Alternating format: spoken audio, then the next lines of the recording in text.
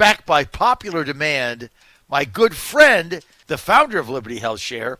We got him out of retirement just for my show, Dale Bellis. Dale, you're too young to retire. I told you that. It's a pleasure to be with you, John. Don't be retiring, man. You're the guy. You're the founder. Well, you can't be retired. Hey, if I'm not retired, you're not retired, Dale. Well, fair enough, and I'm glad to be with you, John. Thank you so much. So listen, I was checking. I've been with Liberty Health Share, my family and I, for 10 years. It's a long time. Bless Dale. you. Yeah, I know. And it's an example of how Americans come together whenever there's an opportunity to assist each other. It's kind of in our DNA, John. It's a part of our national experience. When someone has a need, a child is in the well, miners are trapped in the mine, whatever the crisis or need is, Americans rise up, assist each other. The COVID-19 experience bears that out as well. And we're just simply an organized methodology for people to put that practice into motion every day. So during this COVID-19, tell us what's happening with Liberty Health Share. What are some of your members saying? I've been very happy with it for 10 years, and I know that all the people that I've recommended to it in my listening area, nobody has ever complained about it. Everybody's told me they're happy with it, and including my older son, 30. He's now a teacher, high school teacher in Mississippi, but when he was in between jobs, he took it for 12 months when he was in between coverage and said it was fabulous. Well, we have obviously want our members to be healthy and well, to be protected. We've encouraged them to follow the guidelines in terms of maintaining health and wellness, and yet at the same time exercise our individual freedoms to live our lives. And while the threat of COVID-19 exists, it's a real virus out there. That doesn't mean that we lose our freedoms and choices as individuals regarding the care of our health.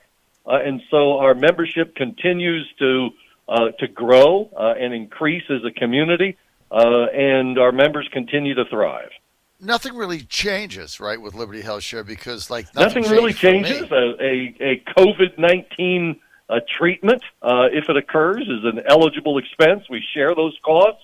But we've just not seen a massive amount of members affected by the COVID-19, and for that we're grateful. You've not really seen that many COVID-19s, but you guys covered. If I get the virus and I have to be hospitalized, have to go, God forbid, on a ventilator, but just, need the hospital care, I'm in a unit.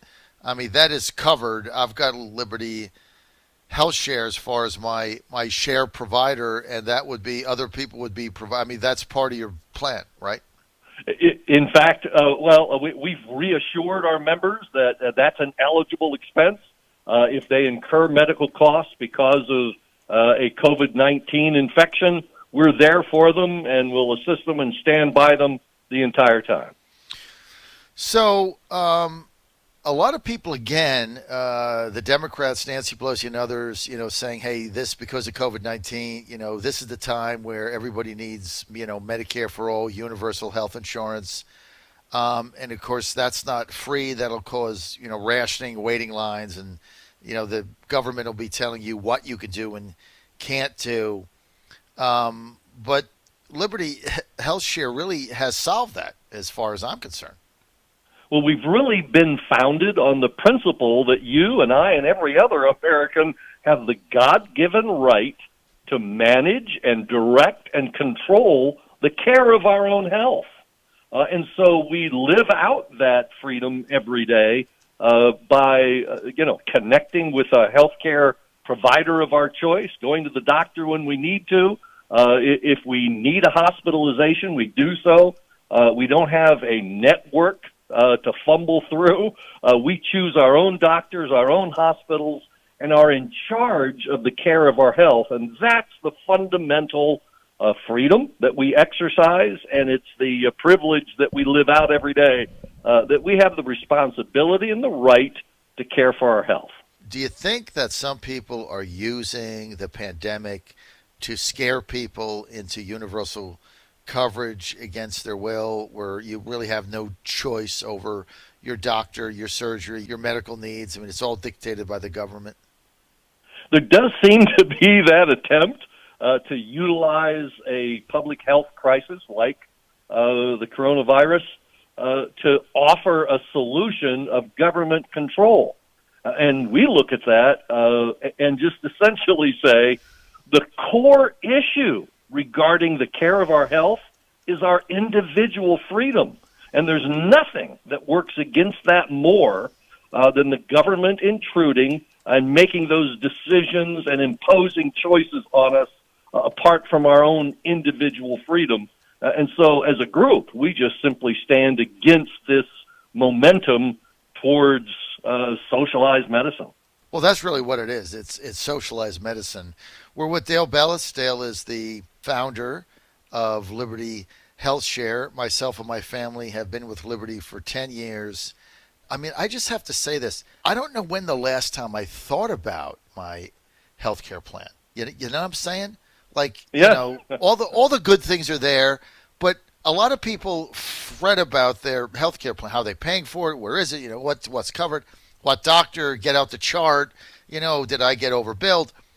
I never think about it. I mean, I've been on this 10 years, and I never think about it because it works. When something's working, it's kind of like my Dominion energy bill, right? The only time I think about Dominion is when I live in Virginia, is when I get the bill and it's higher than it normally is, which is not often, or when the power's out. Other than that, I just don't worry about getting my power. It's kind of been the same thing with Liberty Health Share. I was thinking about, what can I say to Dale? I've been on a 10-year anniversary. What can I say? And I could say, I'm happy, I've had no problems, and I don't think about it. I mean, what else is there? Similarly, we have 250,000 individuals as members across America who exercise that same sense of confidence and reassurance about their lives, knowing they're in charge of the care of their health, and if there's an expense, the group is there to help resolve and take care of that cost. And we're doing so every month, John, at the tune of $30 million every month. We're paying each other's medical bills, and that's the experience across America. Dale Bellis, my good friend Dale, we got him out of retirement. We had to rustle him up, and because he got good things happening, and he's the founder of Liberty Health Shares. Saved my family. We've been on a 10-year. I can't believe it. We've been on a 10 years. Great company. I love the system. Everybody should check this out. I'm telling you, if you don't have health insurance or you're not happy with your carrier, you got to wait between those, whatever those sign-up periods are. I don't even know what they are. Whatever it is you have to do, forget it. Just go to Liberty Health Share. I've never had a problem, and my family and I are very happy with it. Ann's on it. I'm on it. My son, who just turned 16, is on it. He got out when he was 6. We all get checkups, go to the doctor, all that good stuff. In fact, I got to go tomorrow for not tomorrow, it's I think Friday, because they open up the state, I can finally get to see my doctor. Normally I have to do the teledoctor thing, but I actually get to see him on Friday, get my normal checkup. If the governor doesn't put off opening up the state again or whatever he's doing, who knows. But Dale Bellis, founder of Liberty Health Share, let me ask you, I've been with you 10 years. What's your vision? Where's the organization going? Well, we really do believe, even though successfully we've got 250,000 members, really we need to expand across America in a broader swath of participation and really give people an opportunity to drop out of the third-party payment system and instead experience the freedom that you and I and 250,000 other members experience regarding health care. And so our goal is to expand. Now, there's two ways that we're approaching that. And both of them, frankly, have to do with some regulatory mazes that we have to work our way through. One is, all of us know that a health savings account is one of the most effective ways for you and I as a consumer to use our money wisely for healthcare costs.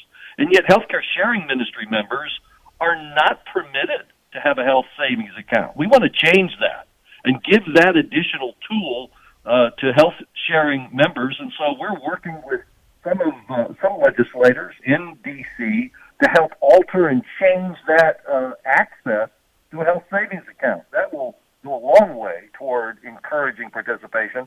The second is, at present, a health sharing ministry member cannot receive money from his employer to pay for his health share amount. And we think that's a flaw. And so we're working to address that particular issue in both with the administration and legislatively, to give that opportunity for an individual employee to exercise their own choice and freedom, participate with healthcare sharing, even as an employee of an employer's group. So wait a minute. I thought an employer was able to have their employees on Liberty Health Share and either pay for some of that or pay for all of that, Dale. They certainly can do that, but it's not on the same basis as any other healthcare arrangement.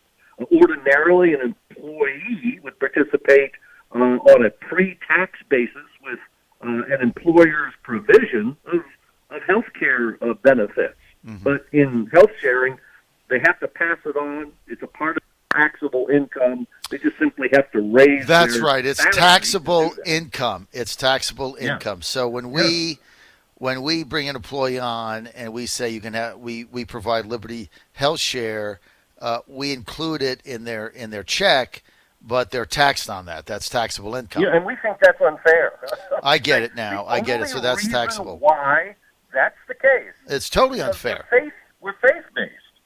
And we do that on the basis of our belief that we're motivated to assist other people because of our shared value and belief. Right. We believe it's fundamentally unfair to exclude an employee from what is otherwise available to every other person in America. No, you're right. That's not fair at all. If the money that a company pays into somebody is not tax deductible for commercial insurance, it shouldn't be tax deductible for ministry sharing because it's the same thing, basically. So that's just not fair at all. And as far as the other thing you mentioned, health savings accounts, I mean, if I have a health savings account, why can't it go towards my share amount?